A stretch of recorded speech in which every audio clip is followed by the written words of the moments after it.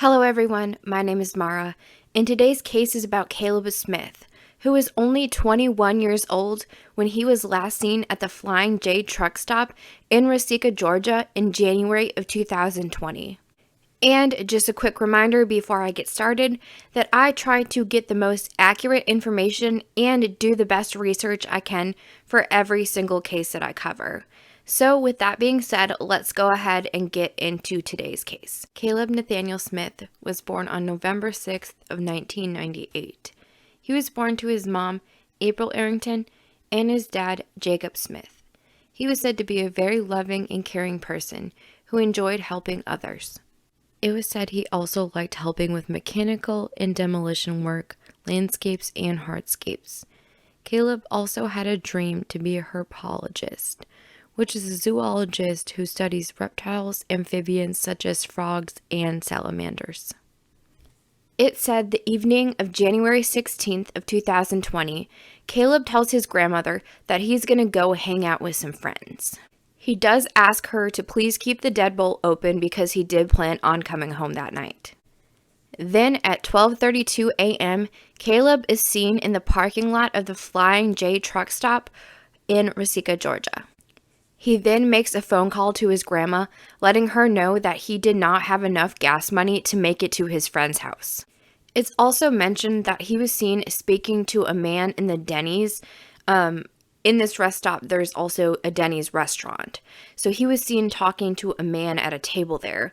It was said that he went and spoke to him, went and sat back down at his own table, and then got back up and went and spoke to this man again. And when he was on the phone with his grandma, he also let her know that he was just going to ask this man that was sitting at this table for gas money. Caleb then leaves the gas station and unfortunately is never seen alive again. So the next morning, when Caleb does not return back to his grandma's house, she decides to ride to the Flying J to see if she can find out where he is. She does end up finding his car on the Denny side parking lot, but sadly there wasn't a camera showing or pointing towards his car, so they were not able to see once he got out of sight of the camera where he went or what happened. Caleb's car was unlocked and his keys were on the floorboard. His phone and the phone's battery was found in the glove box of his car. It was said that the night that he went missing, that it was a very cold night, and they also found his jacket in the car. So they found that to be very odd. If he was maybe going to ride with somebody or had walked off somewhere, they figured he probably would have wanted to bring his jacket so he was not cold. They also noticed that his car had half a tank of gas. So his grandma said, "I'm not sure why he had called me last night needing gas money or telling her that he was going to ask this man for gas money."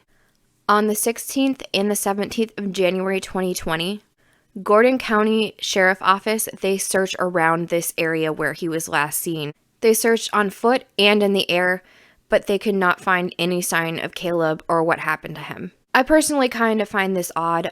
It said too that the authorities did not process his vehicle for any type of evidence, which could have possibly had some more answers or even DNA to show them what maybe happened that night. Then 2 days later, on January 18th of 2020, is when Keeslyn Roberts goes missing from the same truck stop. She goes missing under very odd circumstances as well. It was said they are unsure if Keeslyn and Caleb knew each other or if their cases are connected in any way. And Keeslyn's story is actually the last video that I just covered, so I'll link that video down below if you've not seen it. But then we go to February 3rd of 2020. Sadly, that day, Caleb's naked body is found 5 miles away from the Flying J where he was last seen. He had been found in a marshy, overgrown area. There were lots of shoe prints near his body, which is strange because he did not have any shoes or socks on. And there was no mud on the bottom of his feet. So how did he get to this muddy, marshy area without getting mud on his feet? But the state crime lab said that there was no indications of foul play. And when the toxicology report came back, it said that Caleb passed away from meth intoxication. But personally, a lot of this does not add up to me. I think it's weird that him and Keeslyn both go missing within days of each other, and that both their disappearances happen in the same place, and that there also was some strange circumstances around him. I also wonder how he was able to walk 5 miles, allegedly naked, without being seen by anybody. I'm not saying it's completely impossible. I honestly just feel for both of these families. But if you remember anything or know anything about these cases, please speak up. And also, I should add that I'm not a police officer or, any type of investigator or any of that. I personally just kind of feel like there's more going on here.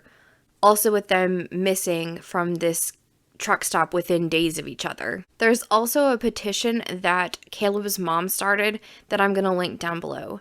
And my understanding is she wants the Denny's in this Flying J truck stop that is not showing parts of the parking lot to get cameras so you can see those parts, which I think is a great idea. His family also has a GoFundMe set up that I'll link down below as well. But I want to hear all of your opinions. What do you think happened? I appreciate all of you watching this video so much, and I will see you all next time.